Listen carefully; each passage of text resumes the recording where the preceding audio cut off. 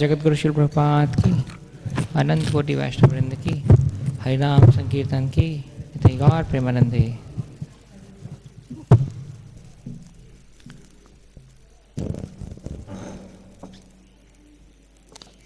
ओम नमो भगवते वासुदेवाय। Om Namo Bhagavate Vasudevaya. Om Namo Bhagavate Vasudevaya.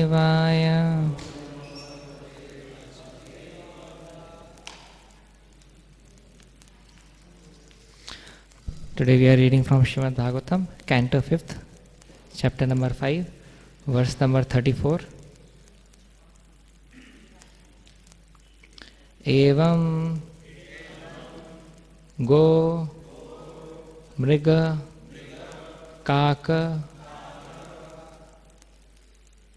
karyaya virjams tisthana ashina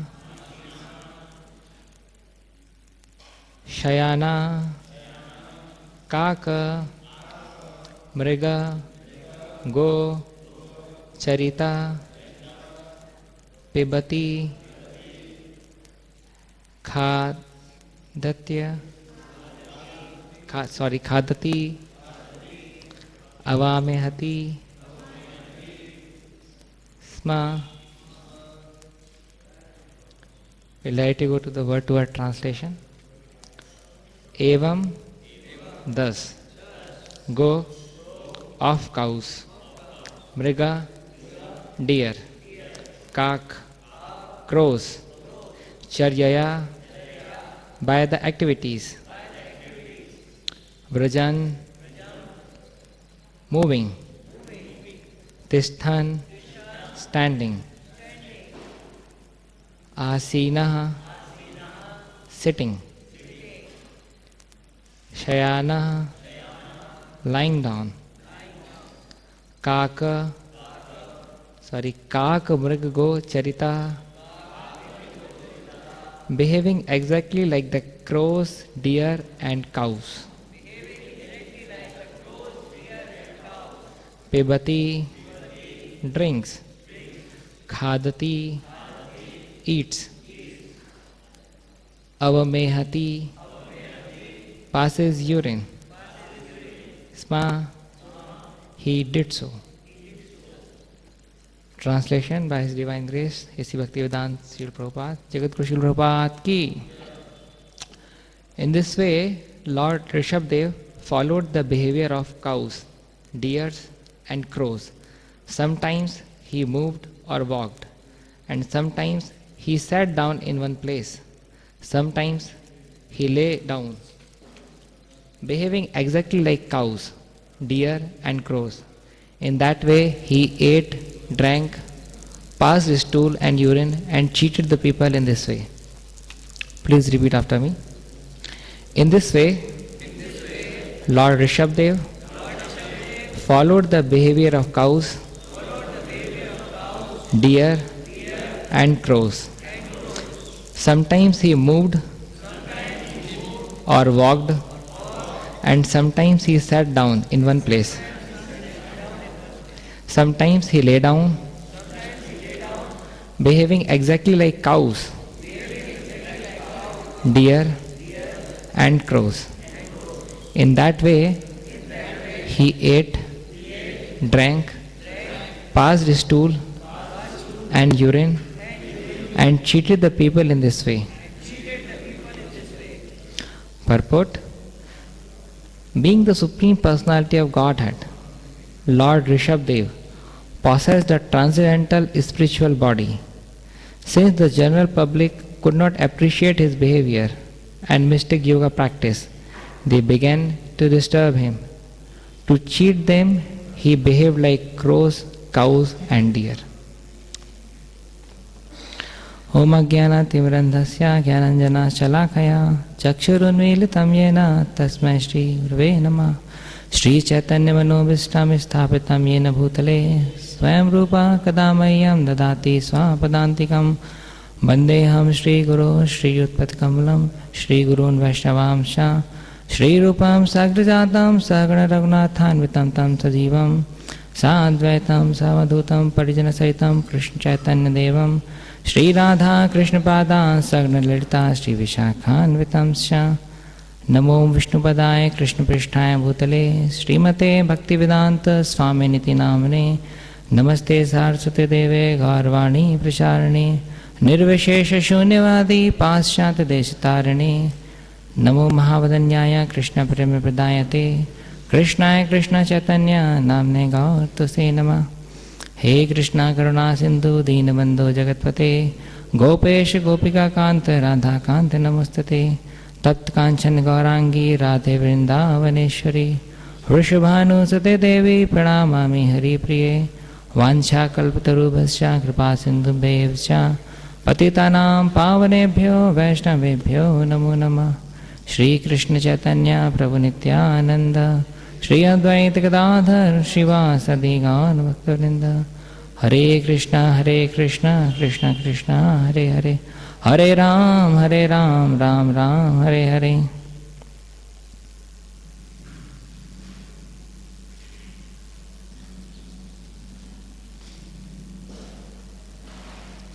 Hare Krishna. So before starting anything about speaking this verse, I desperately need the blessings of all the assembled Vaishnavas.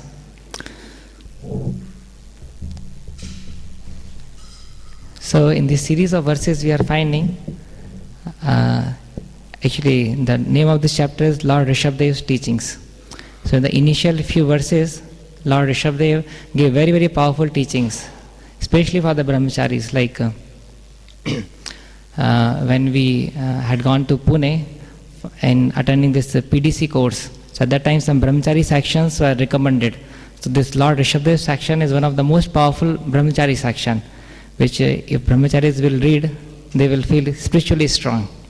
So in the initial few verses, Lord Rishabdev is telling to his sons the glorious teachings, and in the later part of this chapter we find about the different behavior of Lord Rishabdev, the behavior which like only an avadhut can follow.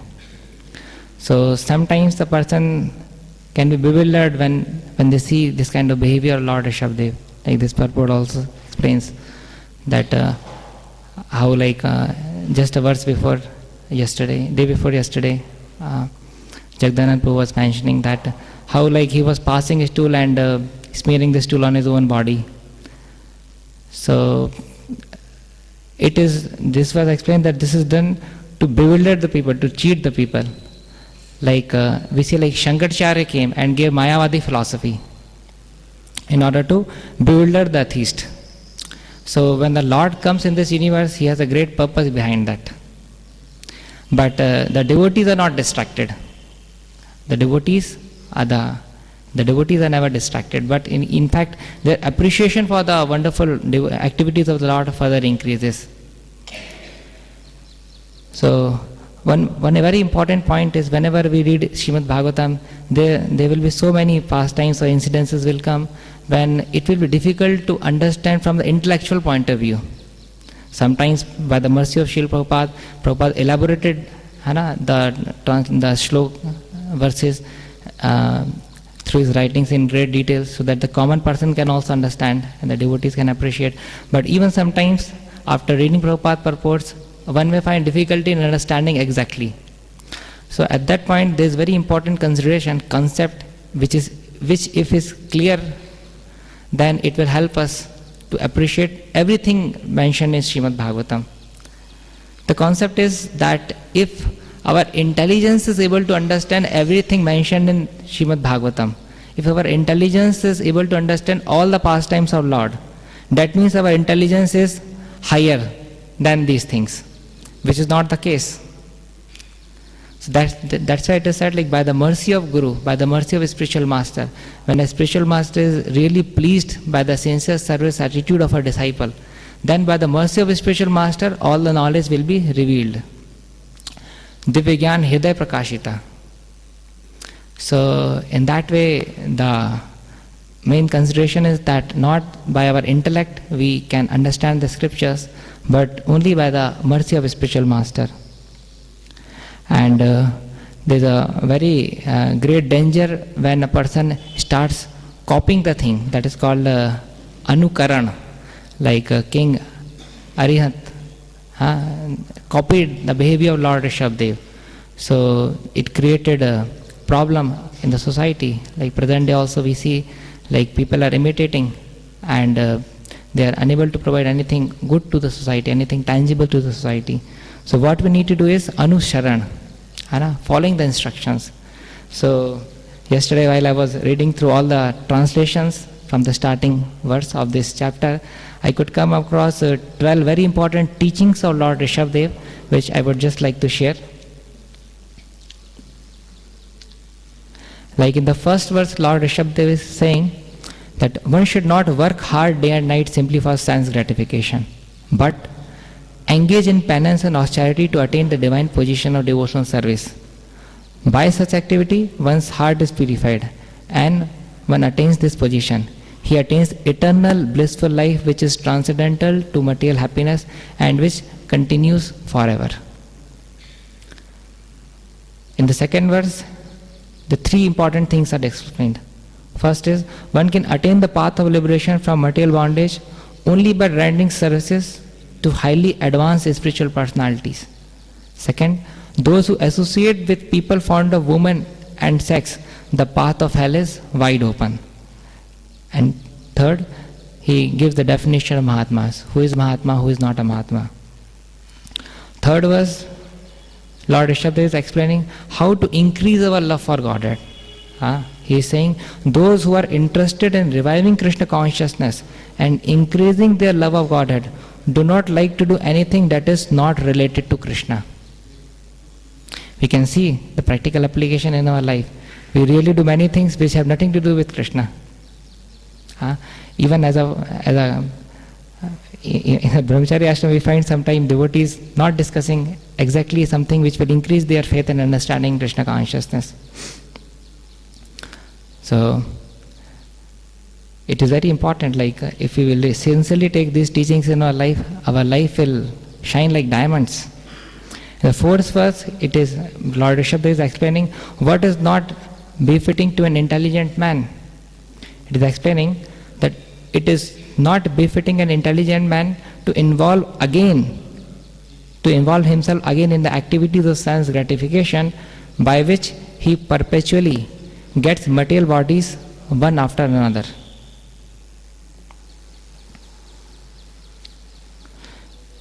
Once a video was shown to us, like how the baby inside the womb of a mother suffers so much.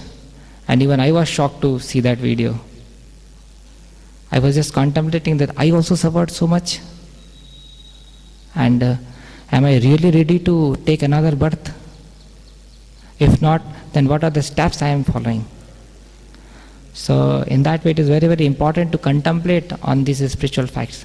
Otherwise that seriousness won't come. In the fifth verse, Rishabdev is explaining about inquiring about the spiritual values of life.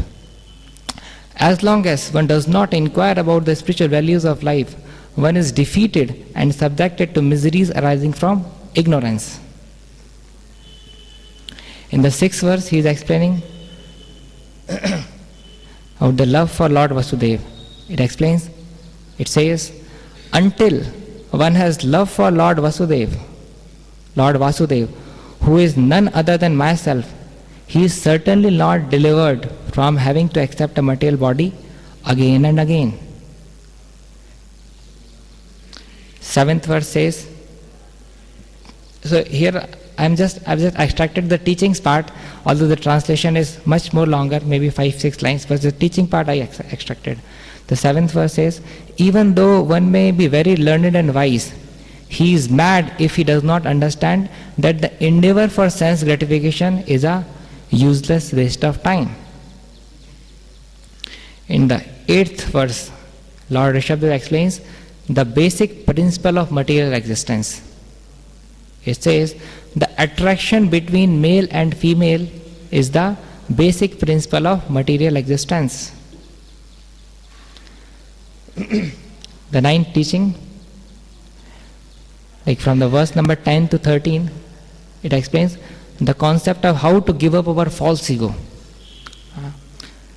It says, thus, Practicing Bhakti Yoga, you will patiently and enthusiastically be elevated in knowledge and will be able to give up the false ego.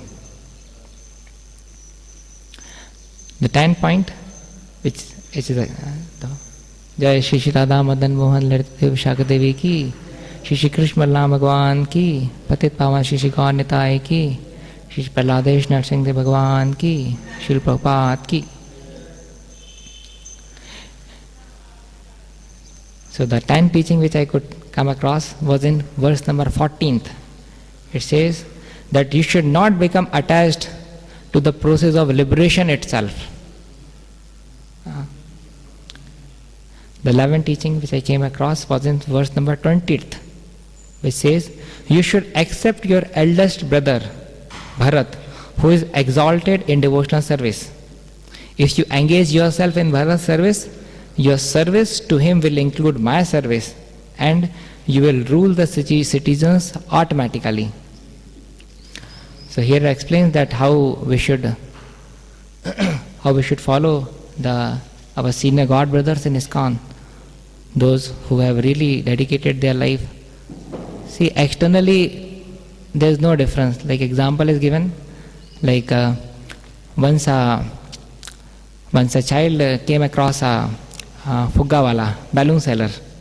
We all know, like in the air balloon, that this helium gas is there. Helium is lighter than air. So because of that, the balloon goes up in the sky as soon as the string is released from the hands. So this boy asked this balloon seller that this black balloon is more stronger or will go more high in the air, or this red balloon will go, or will this orange balloon will go. So this balloon seller told that, see, the externals does not matter, the external color does not matter. What it matters is the content inside the balloon. Suppose if the balloon is having proper quantity of helium without mixing of other airs, then it will directly go up in the sky. And externals does not matter. So that's why even in Krishna consciousness, externally a person may wear tilak, wear kantiwala, wearing white, saffron, whatever, dhoti, yellow. So externals does not matter. What it really matters is the inner attitude which a person is carrying. So that's why, like Nectar of Instruction says, advancement in Krishna consciousness depends upon the attitude of an individual, attitude of a devotee. So all the time it is very important for us to meditate on this attitude aspect, where our consciousness is lying. Like one of the brahmachari who joined after living a company life, he was in the ashram, and his boss used to phone him and used to ask, when is the next festival, when is Janmashtami, or when is Narsimha Chaturdashi, some important festivals. And this brahmachari was asking how about the company life, how much company has expanded. So in that way, boss was always asking about the spiritual subject matters, and this brahmachari was asking about the company life.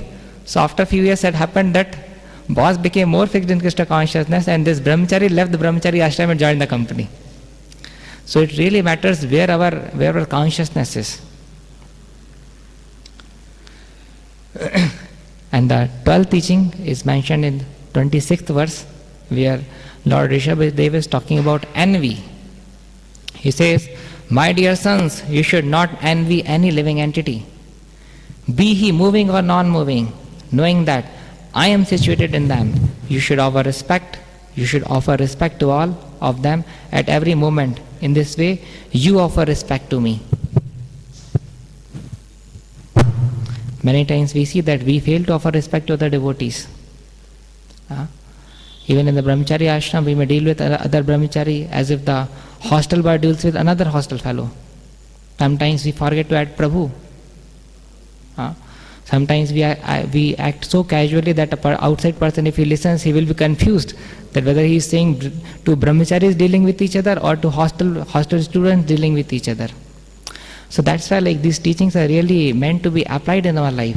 Otherwise, one more life. Like those who are unable to clear this examination, like PMT, CBSE, PMT or IIT, in one drop, they have to take another drop, third drop, fourth drop. So in that way, there is no guarantee that all of us will be going back to Godhead. Prabhupada compromising his sleep, sacrificing his sleep, writing these great deep purports. Because he wants the disciples to understand the essence of the same and is supposed to implement the same in their own personal practical life. Otherwise, what is the use of writing big volumes of books? Simply just chant Hare Krishna and be happy. So if Prabhupada is compromising his sleep, waking up at 1 o'clock in the night and writing something, that has great meaning. So unless and until we really understand the mood of Srila Prabhupada, it will be difficult to advance. We can see there's a Calgary Tower in Canada, one of the topmost structure, freestanding tower. Calgary Tower is one of the biggest tower in the world. Its height is 627 feet and the weight is 10,448 tons. And this tower was built in 1971. When this tower was built, people were thinking that this tower will fall down. Why? Because a freestanding tower and such a great height. And our Brahmacharya ashram should be like 40-50 feet high. So considering to Brahmacharya ashram, it should be like 12 times higher than this.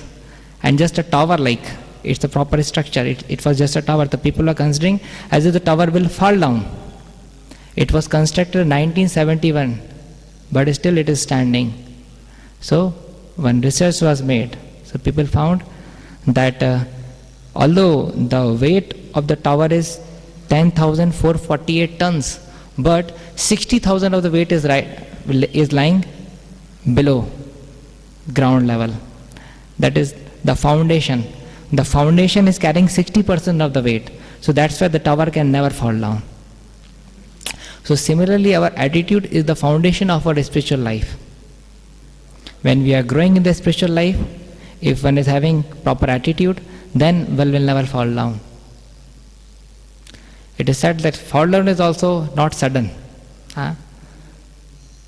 So in that way, if great emphasis is given on building of this proper attitude, then a person will not face difficulties in his spiritual life.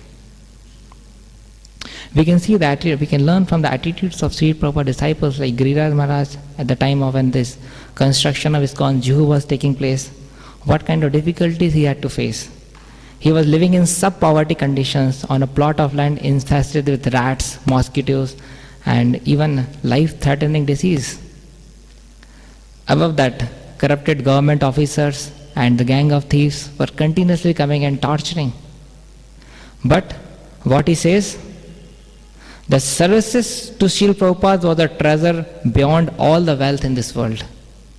He says that although there was some hardship, some difficulties faced in the initial of the project, but we were enthusiastically able to do that. Reason? Because of the nice attitude which Maharaj cultivated. Once Radhanath Maharaj was saying that who will become the dearmost recipient of Srila Prabhupada's priceless blessings?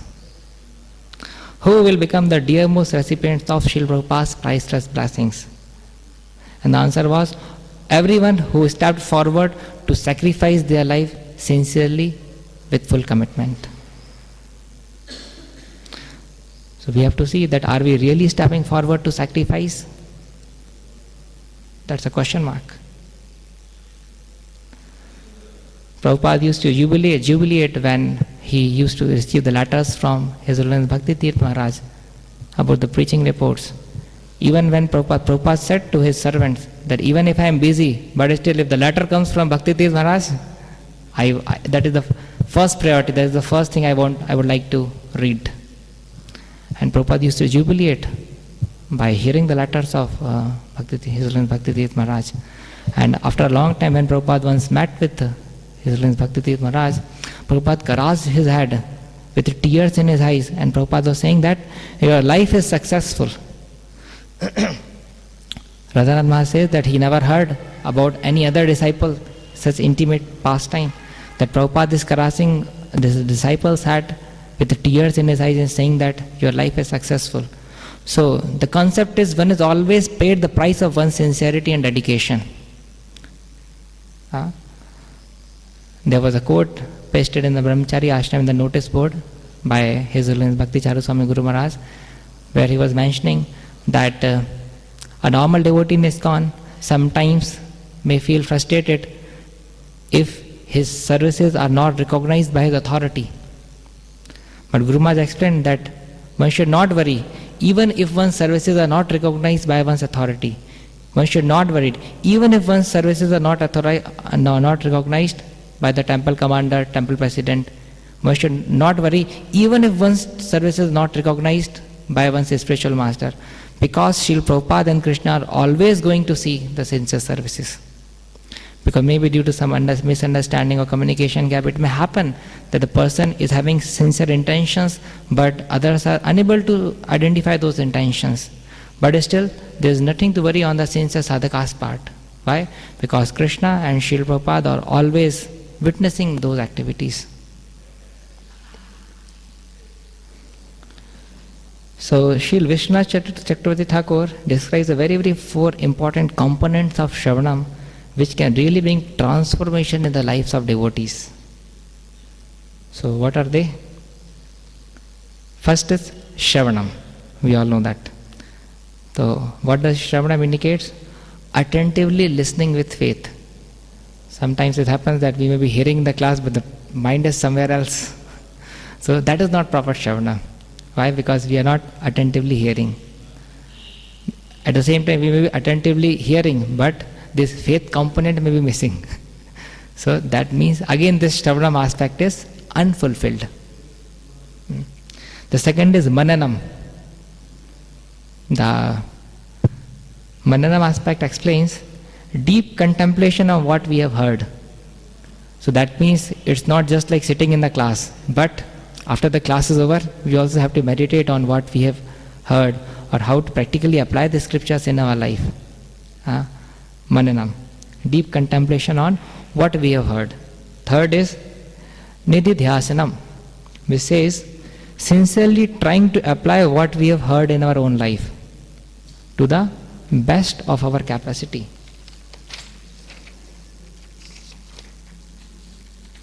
And the fourth is Vandanam, which explains when we discover our limitations in what we have heard to apply in our life, we fervently pray to the Supreme Lord for His mercy.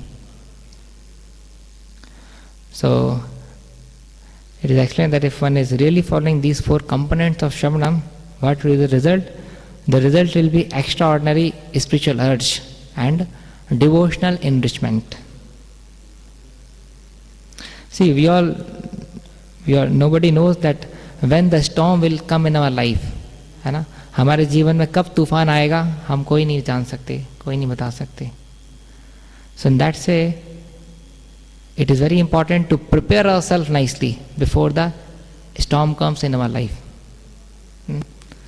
Like suppose a brahmachari has joined brahmachari ashram and has not told to his parents. So, and is continuing nicely in the brahmachari ashram, floating in the kirtan nicely, tasting everything which is provided. But as soon as the parents come to know, then it's like a storm in the life of a devotee. And how he is going to react, directly proportional to what amount of spiritual strength a person has developed. देखिए तूफान जब आता है, तूफान जब तक नहीं आया है, जब तक तो सारे ही वृक्ष खड़े रहते हैं. हाँ, पर जब तूफान आता है तो केवल वही वृक्ष खड़े रह पाते हैं जिनकी जड़ें मजबूत हैं. Before the storm comes, every tree is standing. But after the storm comes, only those trees are able to stand who have deep roots. So what are these deep roots in Krishna consciousness? It is our inner conviction. It is our inner conviction, our faith, our surrender, our appreciation, our gratitude. So if one has not really worked hard in improving these components, then we may find ourselves like the tree who has fallen down after the storm came.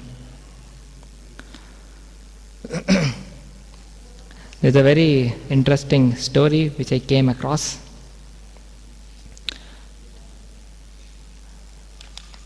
About the life of a devotee, in which in her life a storm came and how she faced that storm.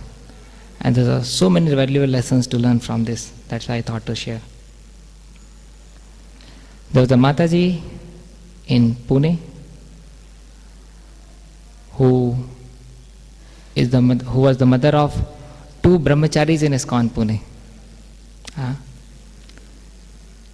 So 18th August 2002, she was diagnosed a malignant terminal breast cancer, which was spread all over her body. Her husband was Bhagwan Malvatkar, who was the principal in the school, and the 2 sons' names were Siddhanath and Santosh. They were being cultivated by Gaur Sundar Prabhu in Pune. And in 2000, both the sons were initiated and joined Brahmachari Ashram, ISKCON Pune. So Siddhant became Sankirtananand Das and Santosh became Sundarvar Das. Both are still in ISKCON Pune Brahmachari Ashram. So this Mataji, when she was diagnosed with this cancer, and the cancer was spread all over her body. Like recently we heard the news that His Holiness Kadam Kanan Maharaj was diagnosed with cancer. But fortunately the cancer has not spread in the various parts of the body.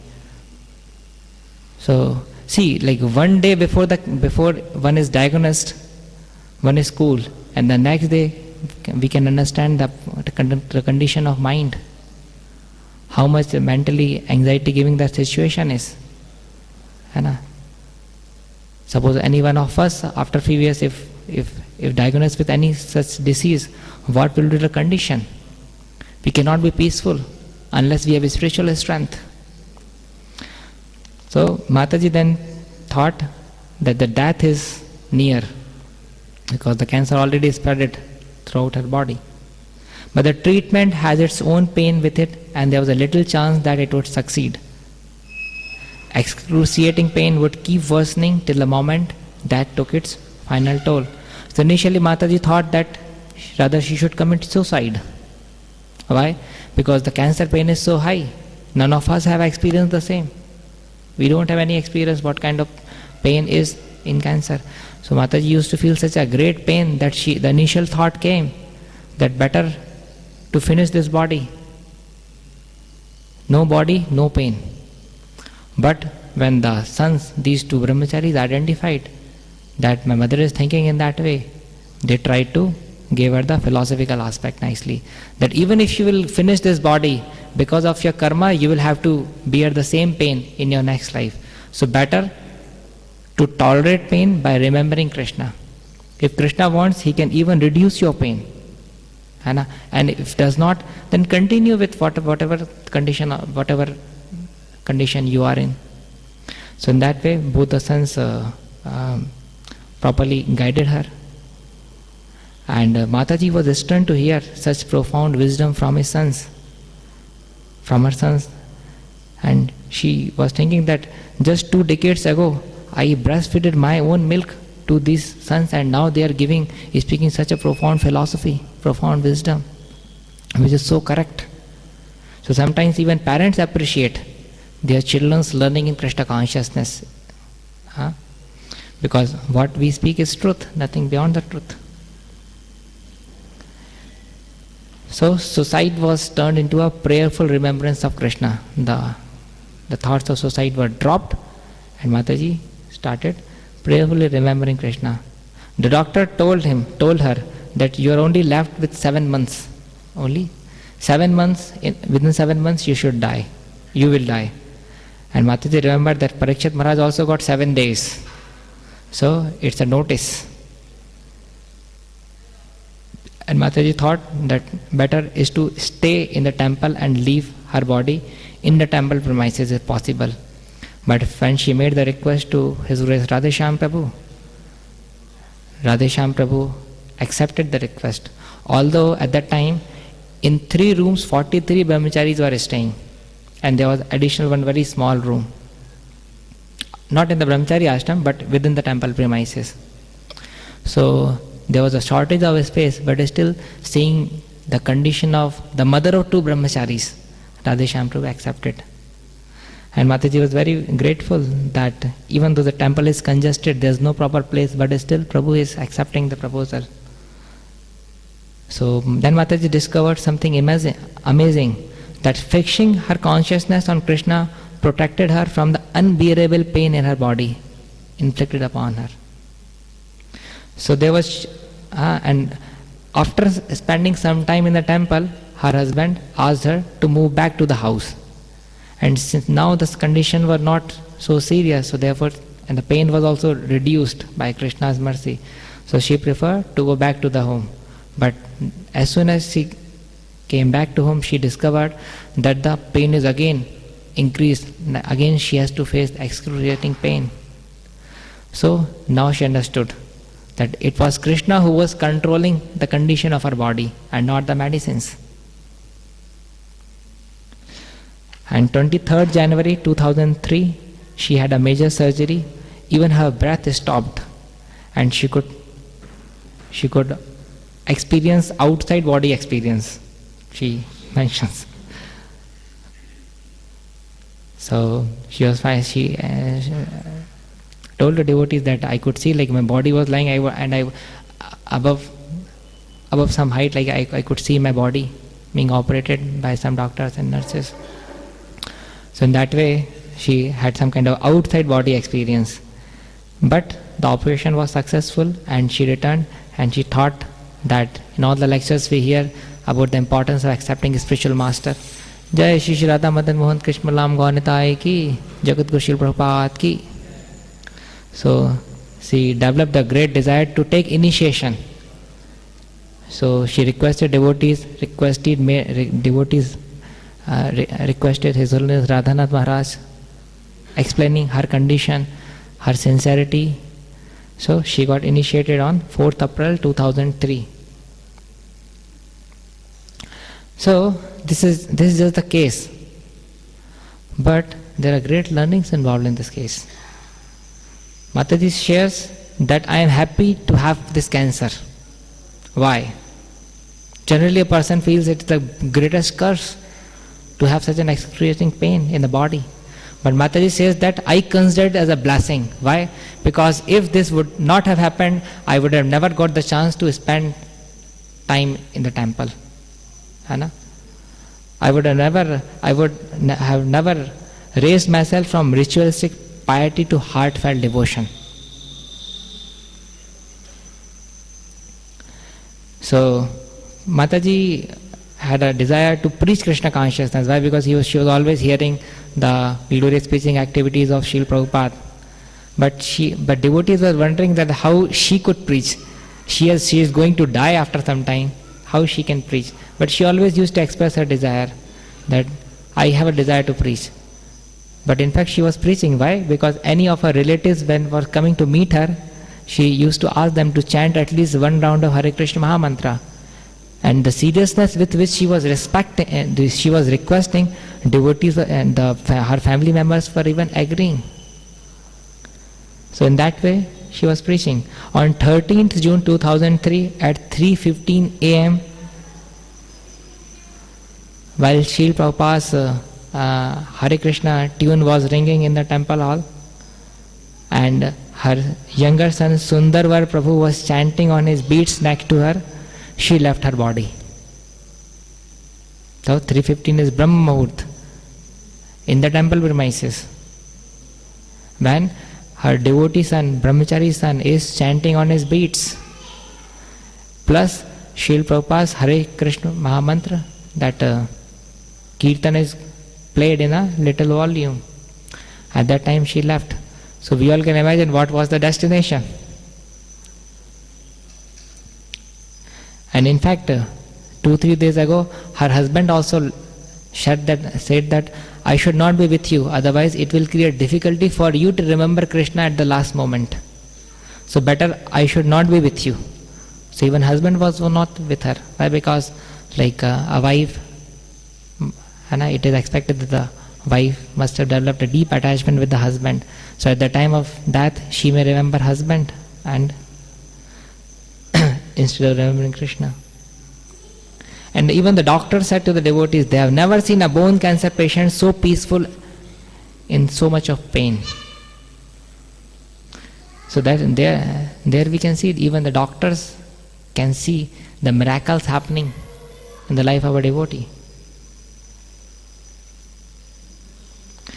And the day she left, on the same day, like 13th June she left her body, and the 13th and 14th there was a camp organized for 150 students. So all the students were also thrilled because they have seen someone leaving her body. So in that way also, that provided preachers a great platform to make them sincere in Krishna consciousness. So in that way, Krishna glorified her sincere devotion by arranging to have multitudes of devotees chanting to create an auspicious atmosphere at the time of her departure from the body. So in that way we can see Krishna always reciprocates with his sincere devotees. If somehow we are finding Krishna is not reciprocating with us, that means there is a lack of sincerity on our part. अभी अगर मैं IIT में पढ़ता हूँ और पूरी class का campus हुआ और खाली मेरा ही नहीं हुआ, तो मैं नहीं कह सकता कॉलेज खराब है ना. मैं ही पढ़ने में कमजोर होऊंगा इसलिए मेरा नहीं हुआ. So in that way, we have this tendency of blaming the people around us, blaming the authorities, blaming management, blaming so many people. But scripture says that if one is really having this blaming tendency, one should blame oneself. That I am the rascal that despite of having all these glorious opportunities, I am unable to make advancement in Krishna consciousness. We have got a bona fide spiritual master. We have got Srila Prabhupada as the preeminent Shiksha Guru in ISKCON. We have got so much of facilities. To create so much facilities, so many devotees, the sacrifices of so many devotees are involved. Guru Maharaj is standing, with his great efforts, he created this temple. And many times Guru Maharaj explained that the reason of creating this temple is so that people can come and become Krishna's devotee. So that people can accept Krishna consciousness seriously.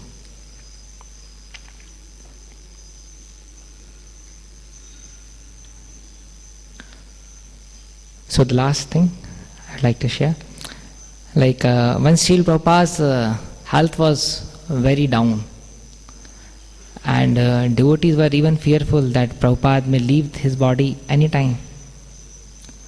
At that time, Giriraj Maharaj was also very, very fearful. And he was just meditating and he wrote an article.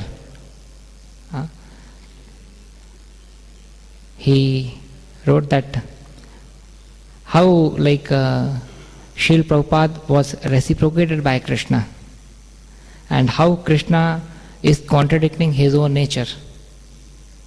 So he wrote that Prabhupada started Kirtan in Tompkins Square Park and Krishna converted it into a regal palace.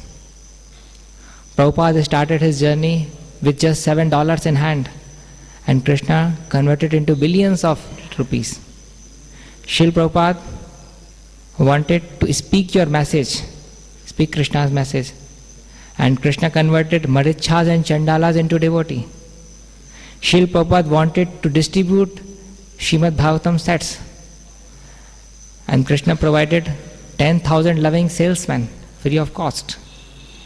Srila Prabhupada started his journey with a suitcase of books, and Krishna arranged to distribute 5 million books. Bhakti Vedanta and this BBT has the record that 5 million books are distributed till now. When Hare Krishna land was lost, Prabhupada was concerned, and now Krishna converted such a big temple. So in that way, Krishna could do anything which is impossible can convert it into possible. In that way. Further he writes how Krishna is contradicting his own nature. He says that when cows and gopas drank poison, Krishna returned their life. When Krishna saw cows and gopas in danger because of fire, he swallowed the whole fire. When Krishna bewildered the Narad Muni by expanding himself into 16,000 forms. In Guru Dakshina, Krishna is returning the dad sons of Sandipani Muni. To please Mother Devaki, Krishna is bringing 6 dad sons from Yamloka. Also, Krishna returned the Dwarka Brahmana's dad son, bringing back from Mahavishnu. In return of Sudama Brahmana's chipped rice, Krishna gave him opulent palace, even more opulent than the king of heaven. In return of Draupadi's a small piece of sari, Krishna gave him unending sari, which even a powerful Dushasan could not take off. So similarly, my dear Lord Krishna, I pray to you that may you please return the life of Srila Prabhupada, may he become again hale and healthy, and may we again see him in the cheerful mood and preaching like a lion. Giriraj Maharaj brought this article to Prabhupada and showed to Prabhupada, and Prabhupada was happy to read that article. Then Giriraj Maharaj asked, Prabhupada, can I send this article for printing in Back to Godhead magazine? Prabhupada said, yes, why not? And Giriraj Maharaj was also very, very happy. Thank you very much. I would like to end this class. If anyone is having any questions or corrections, comments.